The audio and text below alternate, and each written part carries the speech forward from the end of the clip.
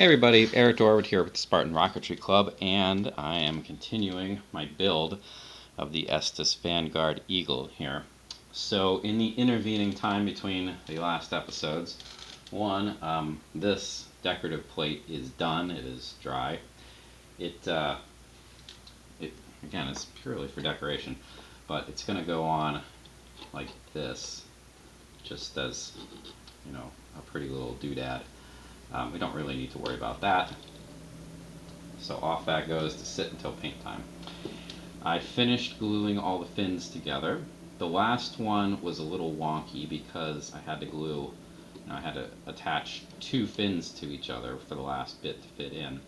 It fit, I mean, it's fine. I did have to re-glue one of the fins because it kind of delaminated. And honestly, I don't know how straight these fins are. They look close, but not like 100%. And I don't think there's really much of anything I can do about that. So hopefully it's straight. I also attached the little decorative nozzles to this part, as well as finishing the teeny tiny little ones on this part. So the nose cone here is basically done, so that can be put off to the side as well. In addition, I cut out the body tube markers and drew lines on the bigger body tube and the smaller body tube. So I'm ready to proceed. The next thing that I need to do is I need to attach this part here to this part. Again, I'm going to end up using plastic cement for this, even though I would typically go with probably CA glue, but I'm doing this for a couple reasons. One is I actually need to align it, and two is this tube's a little deformed. So, in order for this to work right, I do need to make sure it's lined up properly. So the lines that I've drawn on it, one is a fin line, so that's going to go, I'm going to line it up to the seam, any seam, it doesn't really matter which. And the other one is going to be for the launch lug. It's just to make sure that the two pieces are offset from each other, so I don't end up, gluing this in such a fashion where the launch lug would line up with a fin, or with one of these bumps here, the boosters, I guess what they're supposed to be, and make the whole thing unflyable. Now, because this tube is a bit warped, this is not going as easily as it could. Again, it's always a good idea to test fit things before you glue them in place, but this is kind of the main reason, there we go, why I'm not using CA for this. CA, like if I got it on here, I might not have time to line it up and adjust it like this. So that's how I want to glue it. That was, oops, no, not CA. Just get through saying not CA and I grab the CA. Lovely. Anyway, so one more round of plastic cement here, which is of course clogged because, whoops, why wouldn't it be clogged? Seems like, I don't know, it just really, really loves to get clogged. Alright, so it also seems to be very slow in starting for some reason too. There we go. Anyway, so I'm going to apply this to the inside of a tube here, and remember, this stuff does exactly nothing to paper. It works by essentially melting the plastic. So this is not going to be the world's strongest joint. Speaking of strong joints, I'll bump that one. Alright, so I'm going to align this line here with the seam, and that should be great. Did bump one of these, I wonder which one it was. Oh, that one. Yeah, I did jostle that a little bit. Oh, that's fine. Alright, so that needs to dry, and that's fine. I mean, might as well, right? Anyway, so that's going to dry for a little bit.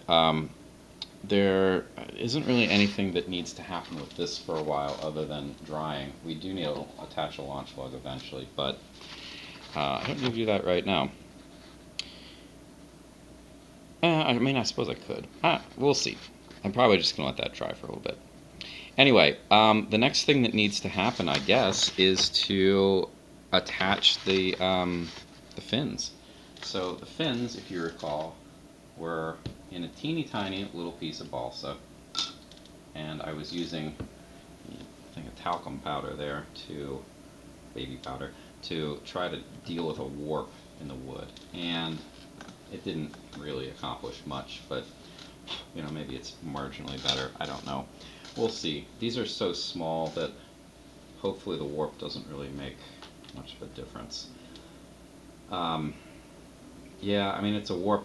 That's not great, but there's not really much I can do about it. It's probably a result of just the age of this kit, I would think. Perhaps maybe the conditions under which it was stored. I don't know. But there's not much to do about it. Anyway, I'm just going to cut these out, and I'm going to carefully cut, just follow the line with my hobby knife here, going slowly, because I don't want to damage anything, I don't want to damage myself, and unfortunately, like, there's only, this cut right here was the only one that, well, I guess this one too, that was going with the grain. With the grain, cuts are usually quite easy. The ones that are against the grain, those usually have to take multiple passes at. It's also, I'm not entirely sure where the burrs are in this. Usually I just cut the burrs out. Well, I don't really see any burrs. And I see one right there, but that's kind of it. Anyway, I am going to take this nice and slowly. And notice too that first of all, I'm cutting away from myself. This thumb maybe not as away as could be, but I'm cutting away from myself, and I'm cutting away from the fin as best as I can.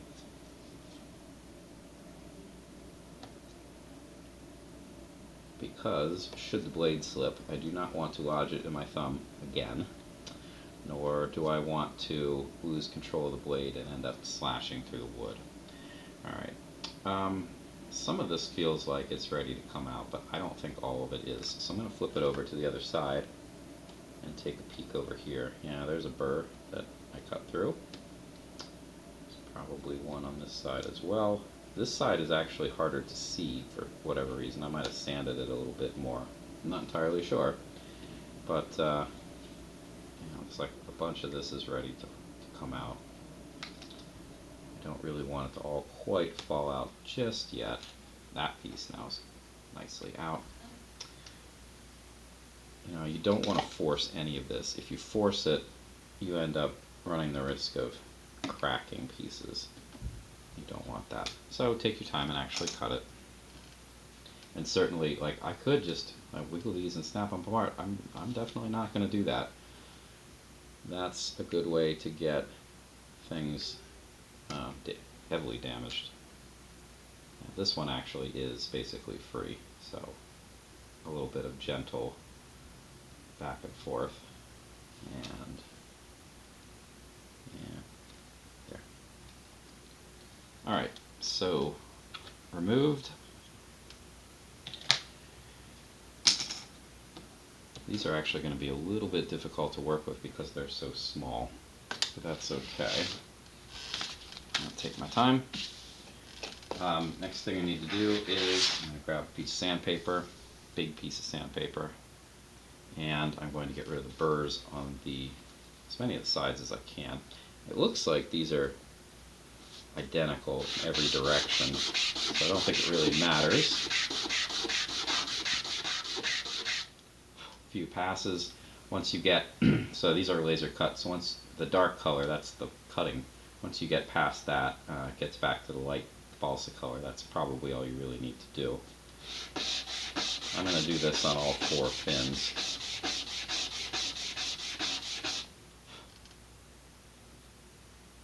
Really, my goal here is to get rid of the burrs, but getting rid of the burn is actually kind of nice too. Makes it easier to paint. At least I think it does.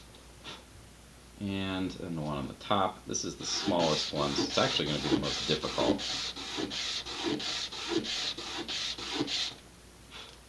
At least to do it accurately. Alright, so those are taken care of, at least getting the burrs off. Typically I would round these, but they're so small, I don't even know that there's much point to that, honestly. Now, I guess it's time to attach them. I've already, get rid of this. I've already marked the lines on this where they need to go, but before I start gluing, I do need to measure. They are all supposed to be what? They're 1/8 of an inch from the edge, from the end of the tube. It doesn't really matter at this point which way is up and which way is down, so I'm just going to grab the nearest one. I'm also going to not start at the end of my ruler, because the end of my ruler is a little hard to read at this point. 1/2, 1/4, 1/8. There's my line, and I'm going to repeat this for each of the 4 lines. You do want to do your best to make sure this is accurate, because you don't want the fins staggered vertically. You want them all as close to 1/8 of an inch from the edge as possible, so you don't have one that's hitting the air column before everything else. Alright, I don't know how many of these I'm going to glue on camera. This should be fairly simple because they're so small. Well, it'll be a little tricky because it's just kind of hard to handle, but I shouldn't have to worry too much about like the fin flopping over because it was so heavy. Alright. Quick little bit of advice.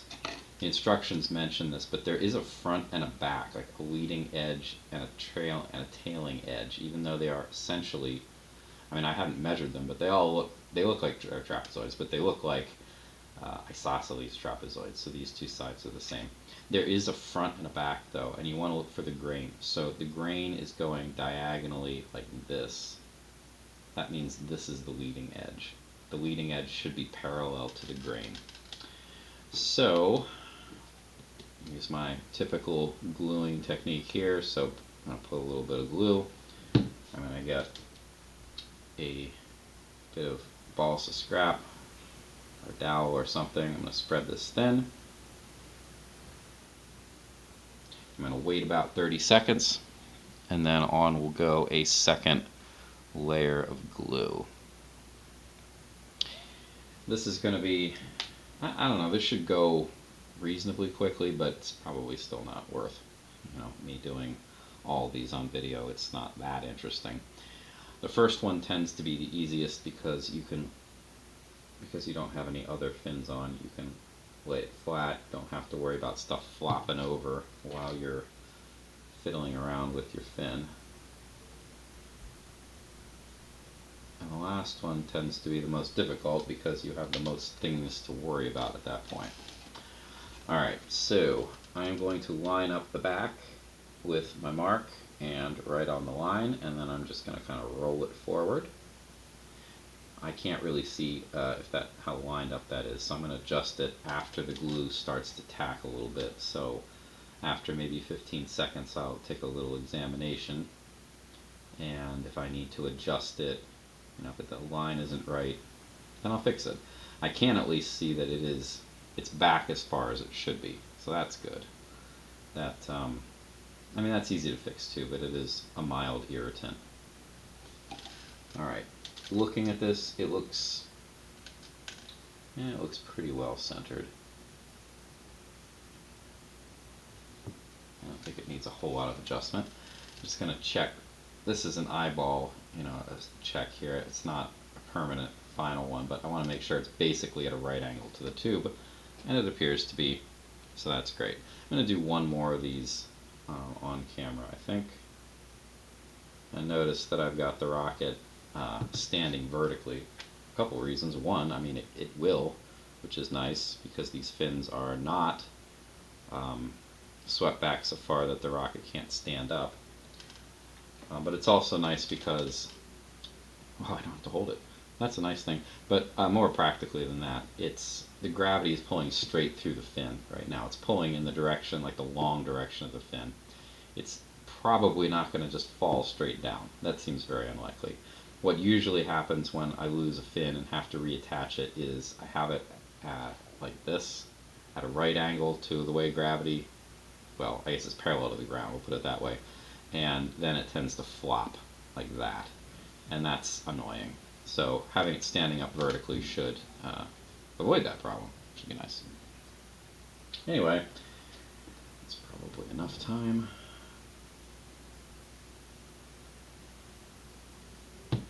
There we go.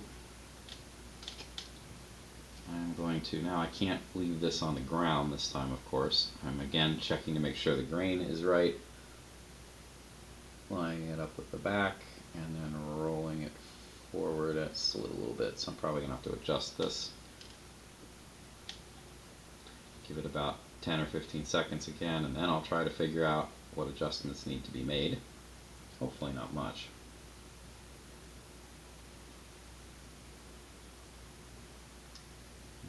Hopefully it's probably pretty good. Yeah, this is not on straight. So I'm going to carefully rotate it a little bit because it was askew.